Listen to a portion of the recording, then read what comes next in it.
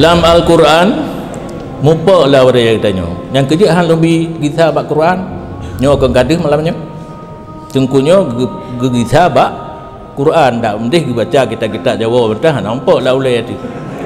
nyo ka kita dalam Quran Allah Taala gepegat dunia dan langit na urau olehnya na kum fayakun thì ai kaji memang tu ngan kum fayakun thì ai kaji hideh Allahul ladzi khalaqas samawati wal ard fi sittati ayamin mupa nak baik mupa tu Quran ke bah Allah menjadikan langit dan bumi dalam jangka 6 hari. Dia mengajarkan kita jangan gegabah kan han sanggup kum fayakun nau ke gendu sanggup tiklip-tiklap sanggup tapi demi keajar kita nyobek sembrono gegabah mekarat-karat gebuh contoh Allah yang sanggup menciptakan satu kedip mata nak betul bahasa 3 klip mata aju nak kata betul gepegat dalam jangka 6 huruf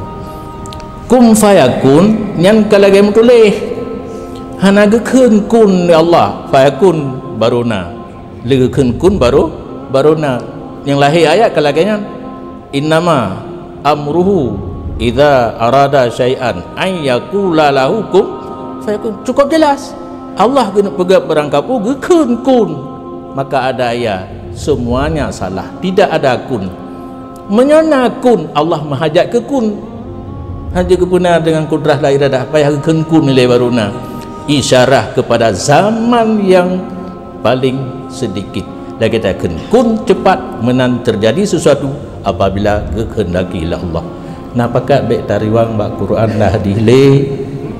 kemah tu nya tariwang kenan mupa ayat taknya. Jadi dengan penjelasan tanya hana oleh mupa di segi namuro perlahan-lahan ke peruno katanya kun fayakun mengisyarahkan kesanggupan Allah hana terhenti kepada namuro. Demikian.